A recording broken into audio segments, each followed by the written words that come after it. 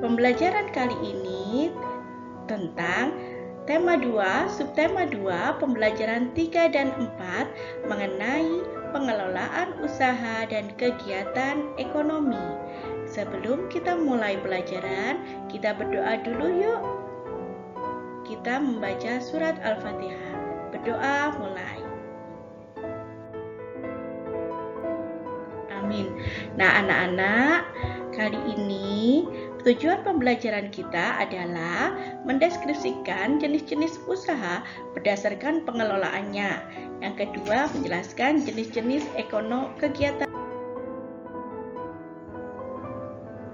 Nah, anak-anak, coba perhatikan gambar berikut ini. Apakah ada perbedaannya ya di gambar ini? Silahkan diamati. Nah, anak-anak, dari gambar tersebut kalian mengenal tentang pengelolaan usaha. Ada 3 hal yang kalian ketahui dari pengelolaan usaha ini. Yang pertama yaitu usaha yang dikelola sendiri. Apa sih usaha yang dikelola sendiri itu? Ternyata usaha yang dikelola sendiri ini adalah usaha yang biasanya menggunakan modal sendiri, tenaga sendiri, serta tanggung jawab sendiri. Biasanya usaha yang dikelola sendiri ini contohnya yaitu warung makan, pembuat kerajinan, atau yang biasanya berjualan sembako, ya. Yang kedua, usaha yang dikelola secara berkelompok. Nah, usaha yang dikelola secara berkelompok ini biasanya dilakukan secara bersama-sama, baik modal, pengelolaan, maupun bagi hasilnya atau keuntungannya. Contohnya apa ya? Nah, contohnya usaha yang dikelola berkelompok ini adalah firma, persekutuan komanditer atau JV, perseroan terbatas atau PT, koperasi, serta badan usaha milik negara atau BUMN. Nah, yang ketiga yang harus diketahui dalam pengelolaan usaha itu adalah sikap dalam berusaha. Ada beberapa sikap dalam berusaha yang biasanya melibatkan pengusaha dan karyawan yang bekerja di perusahaan tersebut. Nah, apa saja ya?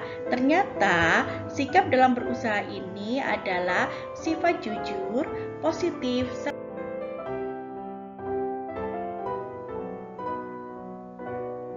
Nah, anak-anak, silahkan kalian amati gambar berikut ini dan jenis kegiatan ekonomi apa yang mereka lakukan. Nah, ternyata di sini ada gambar orang yang membuat kue ya. Nah, ini perusahaan kue atau perusahaan roti. Pabrik yang membuat roti disebut dengan produsen. Kemudian roti yang sudah jadi akan dijual kepada pedagang atau dititipkan pada toko-toko atau dijual oleh pedagang keliling. Nah, orang-orang yang melakukan hal ini, kegiatan ini disebut dengan distribusi. Nah, sedangkan kalau ini rotinya sudah sampai kepada pembeli dan dikonsumsi oleh pembelinya ini disebut dengan konsumen. Nah, anak-anak, dari gambar di atas memperlihatkan macam-macam kegiatan ekonomi, yaitu produksi, distribusi, dan konsumsi. Ada gambar berikut ini. Nah, ternyata ini juga termasuk kegiatan ekonomi. Nelayan mencari ikan di laut, kemudian dijual pada pelelangan ikan. Kemudian ikan diangkut ke kota, dijual lagi ke pasar ikan, dan akhirnya ikan dikonsumsi, disajikan di meja makan untuk dikonsumsi oleh manusia.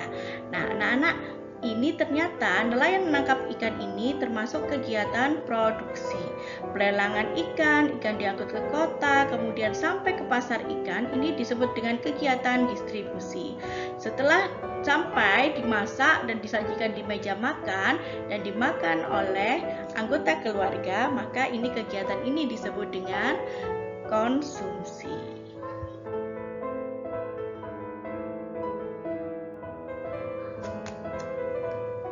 Nah, anak-anak, dari kesimpulan di atas dan dari gambar-gambar tersebut, insya Allah kalian sudah paham ya.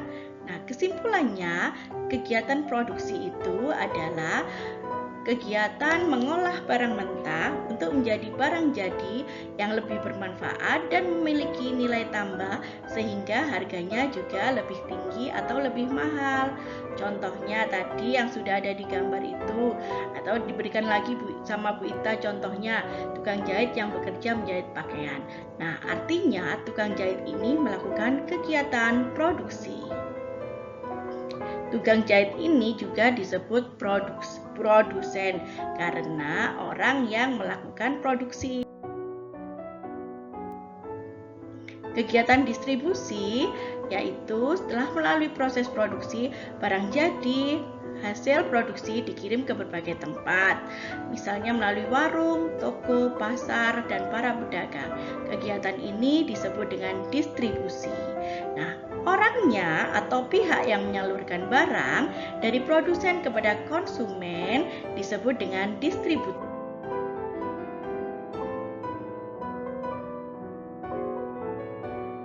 Ada kegiatan konsumsi. Kegiatan konsumsi ini apa ya? Ternyata setelah barang diproduksi dan distribusikan, barang-barang tersebut sampai pada konsumen. Pada kegiatan konsumsi inilah barang-barang dipakai, digunakan, dan dihabiskan.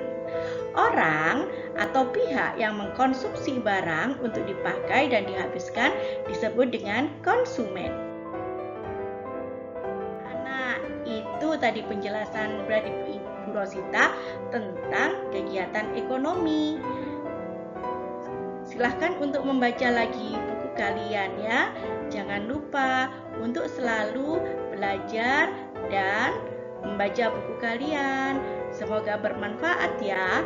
Terima kasih. Wassalamualaikum warahmatullahi wabarakatuh.